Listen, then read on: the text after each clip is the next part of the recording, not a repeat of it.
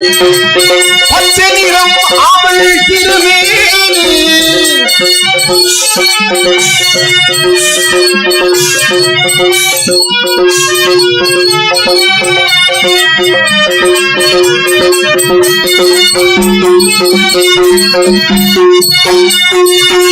பச்சை நிறம் அவள் திருமேனி பார்த்து செய்ய வேண்டும் என்றது கட்டளை. பதறி போனார்கள் சிற்பியும் சிற்பியினுடைய மனைவி. ஐயா, பொழுது விடுறதுக்குள்ள செய்ய முடியுமா? இது நியாயமா? பொழுது விடுறதுக்குள்ள சிலை இல்லைன்னா உடம்புல தலை இருக்காதுன்னு உத்தரவு. ஒன்னும் செய்ய முடியல. அவசர அவசரமாக பஞ்சலோகத்தை உருக்கி கொண்டு பச்சை நிறம் அவள் திருமேனி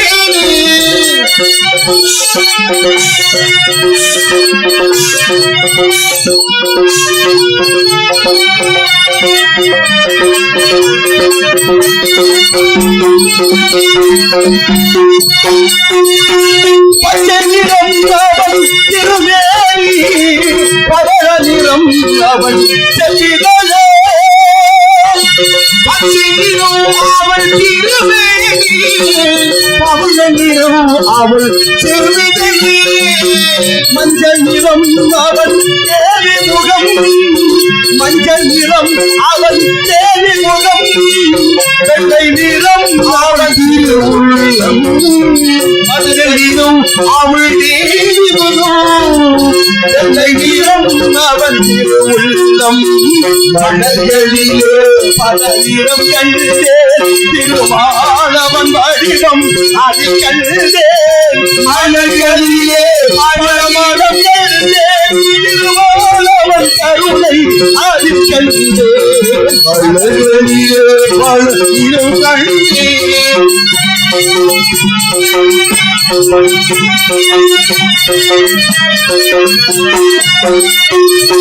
நானிடம் நாடகம் விளையாட்டு நாயகன் பெயரில் திருப்பாட்டு நானிடம் நாடகம் விளையாட்டு நாயகன் பெயரில் திருப்பாட்டு நானிடம் நாடகம் விளையாட்டு நாயகன் பெயரில் திருப்பாட்டு ஆயர்குட பிள்ளை விளையாட்டு ஆயர்குட பிள்ளை விளையாட்டு அடியவர்க்கும் அருள் போக்கு ஆயர்குட பிள்ளை விளையாட்டு அடியவர்க்கும் அருள் போக்கு மலர்களிலே பல நிறம் கண்டே திருமாலவன் வடிவம் அது கண்டே மலர்களிலே பல மனம் கண்டே திருமாலவன் கருணை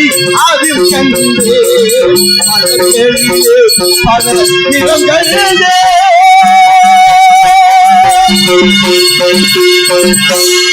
நாராயண நமக நமசிவாய நமக.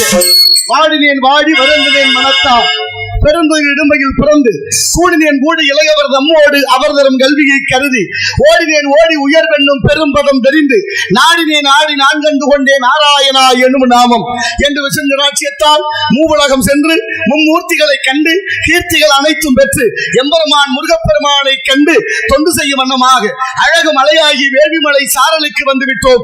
நாராயண நமக. ஆகவே நம் கழகத்திற்கும் இந்த உலகத்திற்கும் கீர்த்தி அளிப்பவர் விநாயக மூர்த்தி. அவருடைய பெருமை என்ன? 5 கரத்தினை, 6 முகத்தினை, இந்தின் இளம்புரை போல மயிற்றினை, நந்தி மகந்தனை, ஞான கொழுந்தனை புந்தியில் வைத்தடி போற்றுகின்றோம். மூசிக வாகன மோதகஸ்த சாமரகர்ண விளம்பித சூத்திர வாமன ரூப மகேஸ்வர புத்திர விக்கின விநாயக பாத நமஸ்தே. திகட சக்கர சமூக மைந்தலான் சகட சக்கர தாமரை நாயகன் அகட சக்கர வெண்மணி யாவரை விகட சக்கர மெய்ப்பதம் போற்றுவோம் என்றெல்லாம் போற்றக்கூடிய பாலும் தெளிதேனும் பாகும் மறுப்பு இவை நாளும் கலந்துனக்கு நான் தருவேன். கோலம் செய் துங்க கரிமுகத்து தூமணியே நீ எனக்கு சங்கத்தமிழ் மூன்றும் தா என்ற வகையில் அவரை வணங்க வேண்டும். அற்புத கீர்த்தி வேண்டி, ஆனந்த வாழ்க்கை வேண்டி, நற்பொருள் குவிதல் வேண்டி, நலமலாம் பெருக வேண்டி, கற்பக மூர்த்தி தெய்வ களஞ்சியத்து இருக்கை சென்று பொற்பதம் அணிந்து வாரீர் பொய்யில்லை கண்ட உண்மை என்றார் சிறுகுடல் பட்டியார். இருந்தாலும் சர்வம் சக்திமயம் அம்பாள் குடிகொண்டிருக்கின்றான். அவளை பணிந்து பிறகு பணியை தொடர்வோம். 2 நவக்கிரக நாயகியே கருமாரி நலங்கையாவும் தருபவளே அருமாரி நாயகியே கருமாறி நல்கையாவும் தருபவனி அருள்மாறி மஞ்சள வழிபாட சங்கரியே மஞ்சள வழிபாட சங்கரியே மாதவ சோழனியே வைத்ததியே திரு மாதவ சோழனியே வைத்ததியே நாயகியே கருமாறி நலகையாவும் தருபவனே அருள்மாறி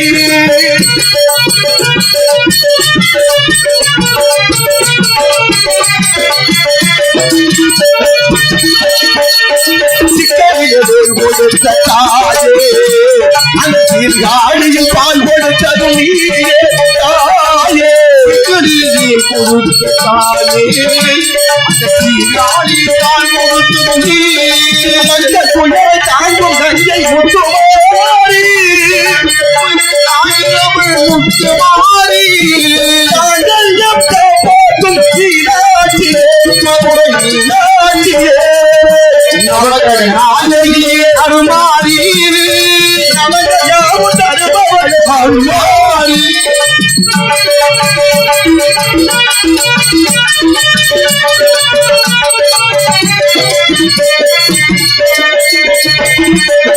குடும்பத்தில் இருக்கிற கற்பகாமியே கோயிலை கற்பகாமியே குணமாதல் சௌபாகிய காமாட்சியே காஞ்சி காமாட்சியே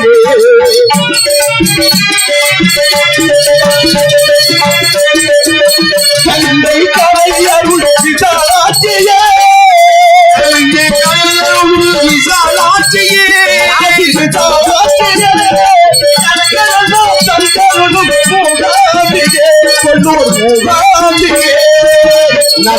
நாயகியே கருமாறி நலகையாவும் தருபவளே அருள்மாறி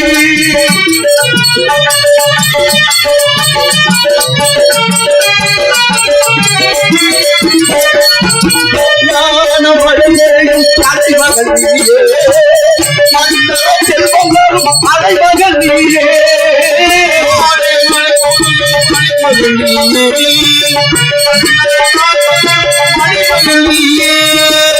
தேவம் புகழ் பாடும் அலைமகள் நீயே புகழ் பாடும் மலைவர்கள் நீயே வெற்றியெல்லாம் தந்தருளும் தேவந்தாயே நமக்கு வெற்றியெல்லாம் தந்தருளும் தேவந்தாயே நாயகியே கருமாறி நலகையாவும் அருள்மாறி அருள்மாறி வழிவான சங்கரியே அறிவான சுந்தரியே ஆதவன் சோதரியே வைத்தறியே ஆதவன் சோதரியே வைத்தறியே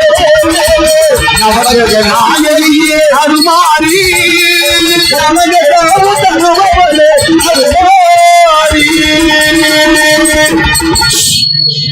நன்றி நன்றி நன்றி. வித்தகன் அருளால் விற்பதன் அருளால் தேவ யாகம், பிரம்ம யாகம், பிதுர் யாகம், சதுர் யாகம், புத்திர காமேஷ்டி யாகம், அஸ்வமேத யாகம், மானோட யாகங்கள், இப்படி பல யாகங்களை செய்துவிட்டால் கிடைக்கும் யோகம். யோகத்துக்கு விரோதிகள் செய்யும் யோகம்.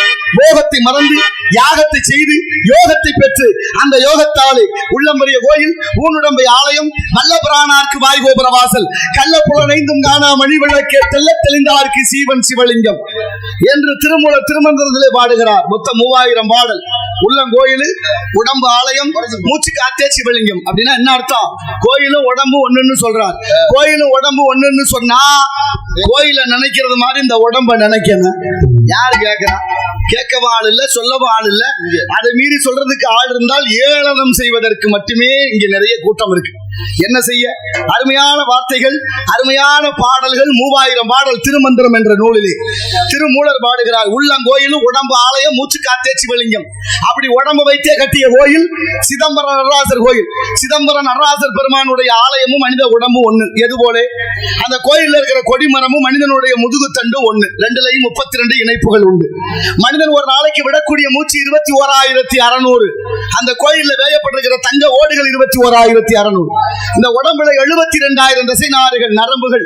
அங்கே அடிக்கப்பட்டிருக்கிற ஆணி 72,000. இந்த உடம்பு நவதுவாரங்களை கொண்டது, 9 வாசல்கள்.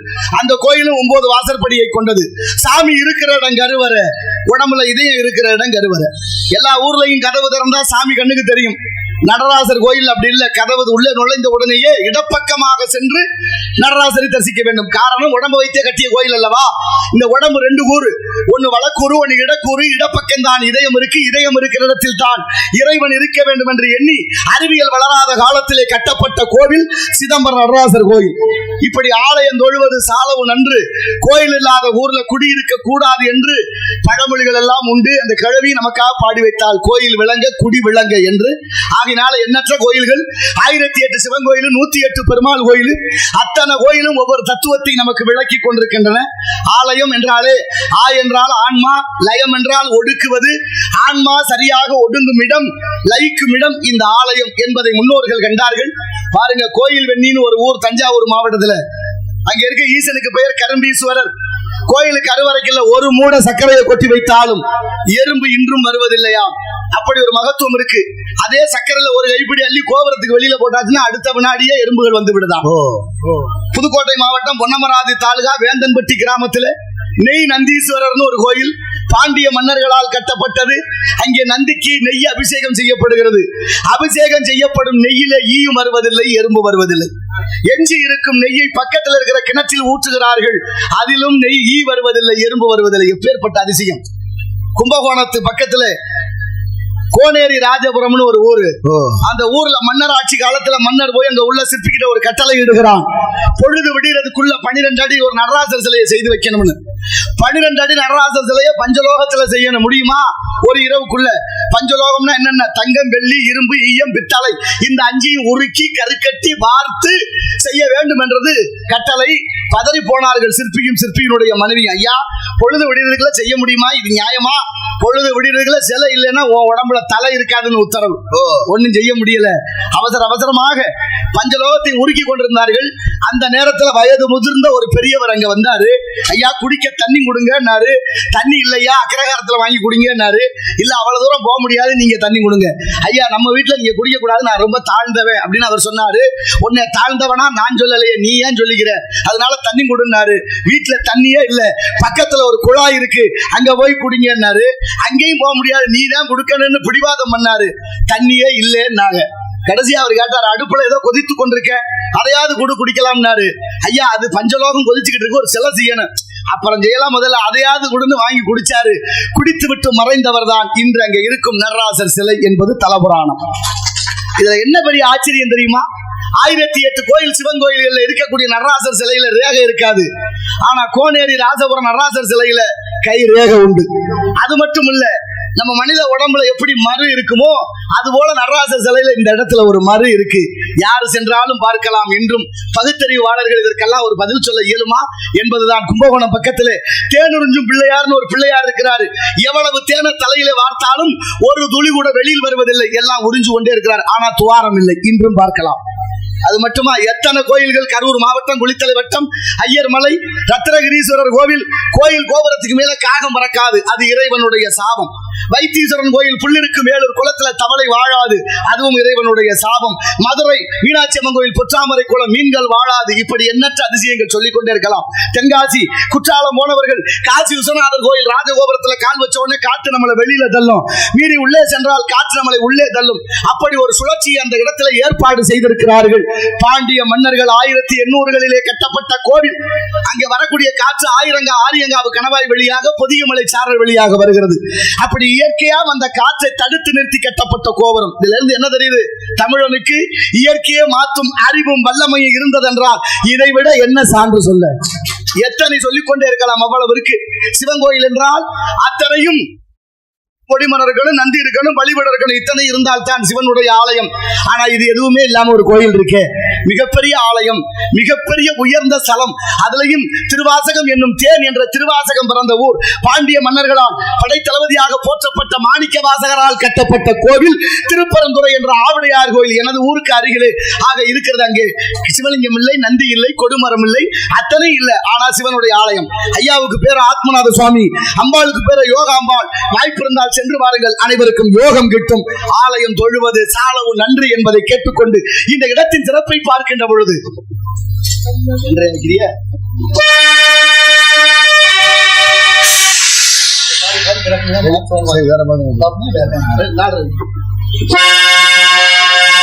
அங்கே சிரிப்பவர்கள் சிரிக்கட்டும், அது ஆணவ சிரிப்பு. இங்கே நீ சிரிக்கும் புன் சிரிப்போ ஆனந்த சிரிப்பு. நல்ல தீர்ப்பை உலகம் சொல்லும் நாள் வரும்போது அங்கே சிரிப்பவர் யார், அழுவது யார்? அங்கே சிரிப்பவர்கள் சிரிக்கட்டும், ஆணவ சிரிப்பு, ஆணவ சிரிப்பு.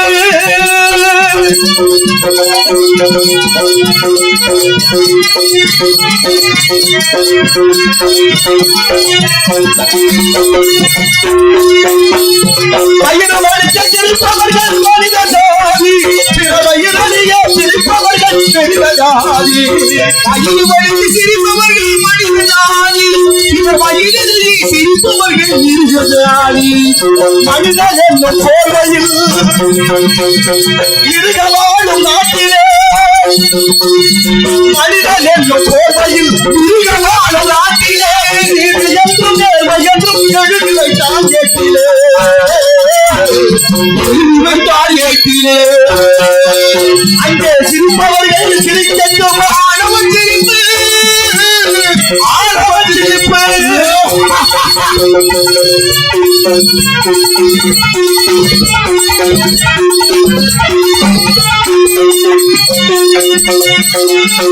நாம சட்டமாகுமா, அது வழிப்பதற்கு வழக்கறிஞர் பட்டம் வேணுமா? வாழ்வதுதான் சட்டமாகுமா, அதை வழிப்பதற்கு வழக்கறிஞர் பட்டம் வேணுமா? கர்மத்தாயின் பிள்ளைகள் தாயின் கண்ணை மறைப்பதா, கர்மத்தாயின் பிள்ளைகள் தாயின் கண்ணை மறைப்பதா, உன்னை என்னை ஓமையாக்கி தலை குனிய வைப்பதா, தலை குனியே வைப்பதா. அங்கே சிரிப்பவர்கள் சிரிக்கட்டும், ஆணவ சிரிப்பு, ஆணவ சிரிப்பு.